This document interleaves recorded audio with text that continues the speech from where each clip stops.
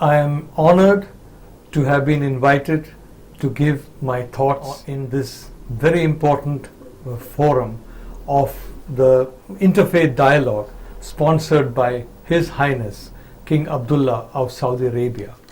This is indeed a very noble initiative, and it is coming at a time which is very, very important for the future of the world. During the last century and the centuries before that, wars were fought over territory, wars were fought over colonial expansion, but we cannot forget that in centuries past, many very, very destructive conflicts have been fought entirely on questions of faith. Looking at the current world situation, it seems as though those evil days may come back again, and sometime in the future, mankind may again go to war on the issue of faith. This would be a tremendous irony. There are two reasons. One is that those of us who believe in God, we understand that there is a single divine force, and every religion acknowledges that divine force.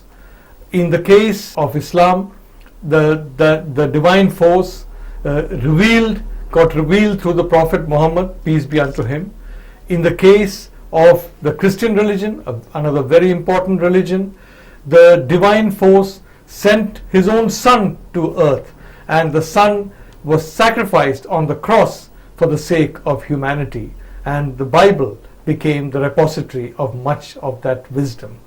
In the case of the Hindu faith, which again has hundreds of millions of followers, there is a single divine force with many manifestations, and these different manifestations come in the form of different gods and goddesses. The goddess of learning, the goddess of wealth, the destroyer, the creator, the preserver. All these are different manifestations of the single divine force. If there is only one divine force, as there is, then certainly there can be peace on earth, and certainly there can be harmony between faiths, for ultimately at our core, all of us are responding to that single divine force. However, this is not the case very often. In fact, that kind of a peaceable attitude is now almost becoming the exception rather than what should be the rule. And this is ironic, because it is very clear that you can divide qualities, the qualities that we are there in human beings, the qualities that are there in living beings, into two types of qualities. One are the qualities which the divine will approve of, the angelic qualities. The other are the qualities which the divine will disapprove of, which are the devilish qualities. The angelic qualities are love, compassion, tolerance, beneficence.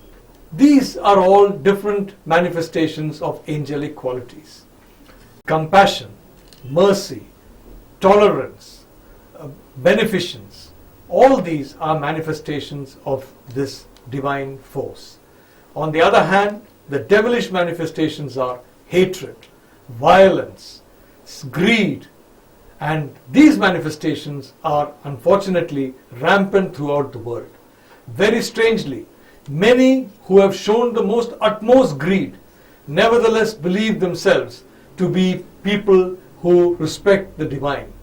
We must point out to them that those who have hatred in their hearts, intolerance in their hearts, greed in their hearts, those who have no compassion, those who have no mercy, no beneficence, they cannot be said to have any link with the divine force. They can only be said to have a link with the devilish forces. So this is the struggle that all of us as human beings are facing.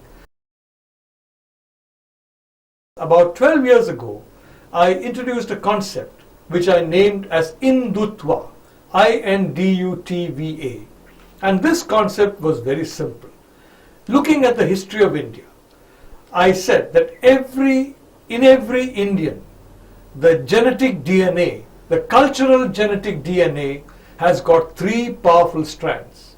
One is the Vedic strand, the strand that has been here the longest, the strand that is very powerful in India and which you can see across the land in the shape of so much devotion and so much prayer across so many temples.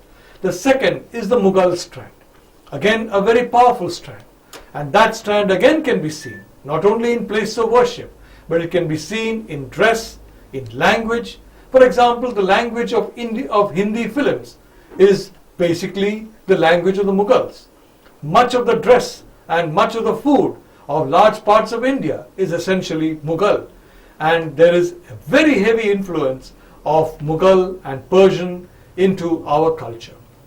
The third powerful force is Western. The impact of the West on India has been profound. Not only is India the country with the largest number of English-speaking people in the world, but India has absorbed several elements of Western culture. Each of us has absorbed these several elements. When we look at ourselves, yes, we may be Hindu or Muslim or Christian, we may belong to other faiths, but the reality is, in our DNA, these three powerful cultural influences are there, and hence we are actually brothers and sisters of each other. Culturally, whatever faith we belong to, we are brothers and sisters of each other. What applies to India applies today to the whole world.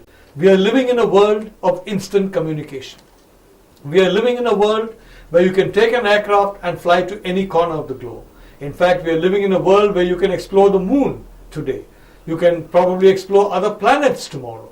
So in that situation, a large number of cultural influences come into our lives, and these, many of them, enrich us. If we seek to drive them away, then we become impoverished inside and we suffer.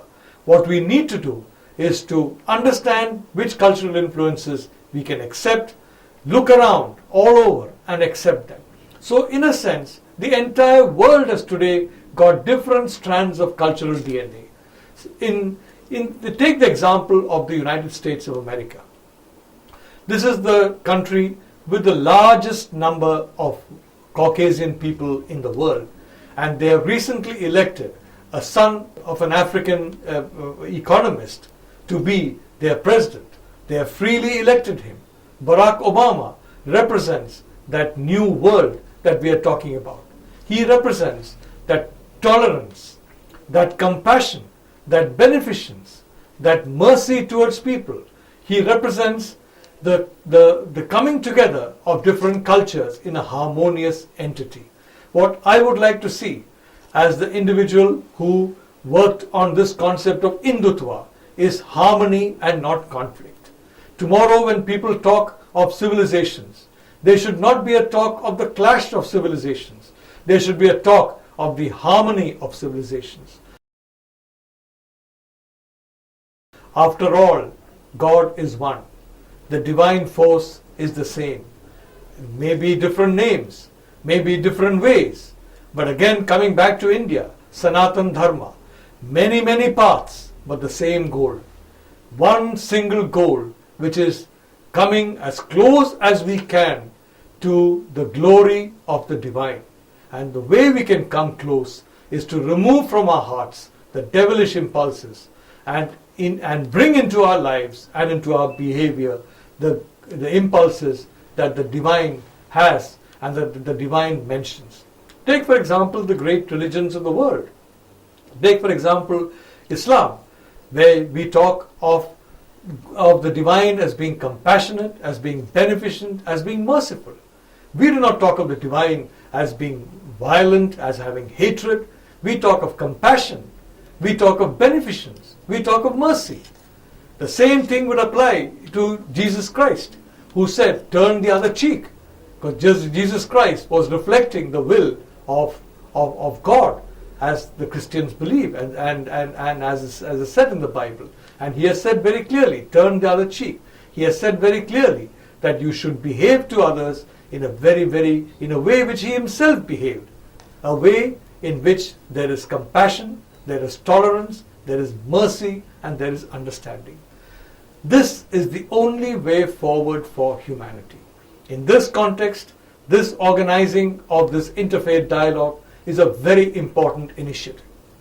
In today's world, especially, I am doubly happy that it has been organized by the King of Saudi Arabia, and it has been organized by him and by other countries of the Islamic world. for the simple reason that in every religion, a small number of people create rise to misperception about the religion. These small number of people are completely unrepresentative of the religion. Just as some people may be completely unrepresentative of a family. Every family may have some individual who is completely different from everybody else. But the same thing in a religion. But in the case of Islam, this small number of people, because of the power of the media, because of the power of the spoken word, the images, and the horror that is seen, has almost come to signify a faith which is marked by tolerance, by compassion, by beneficence. A community that is marked by peace and which lives very happily with each other. In the Middle East, for example, they welcome people of different faiths. They welcome Christians, they welcome Buddhists, they welcome Hindus, and they all live and work together, even though the Middle East is the home of Islam. So this is proof, frankly, that in our hearts, we are all tolerant. In our hearts, we can love each other. India is another example where different communities live in peace together. They worship in their own ways and they live in harmony.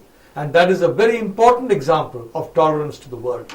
So we have these great examples. We have India, we have the Middle East, and we have the United States, which just elected Barack Obama as president. All over the world, we should look at these examples. We should look at the good. We should look at the peaceful. And we should model ourselves on them rather than on the hateful, on the arrogant, on the vindictive. Because if we do it on the latter, then certainly mankind will go back to the period when millions of people perished because of a misdirected feeling that they were protecting a faith that actually defends peace and truth. May the divine bless everybody, may the divine bless the entire world, and may the forces of the divine succeed in overcoming the forces of the devil.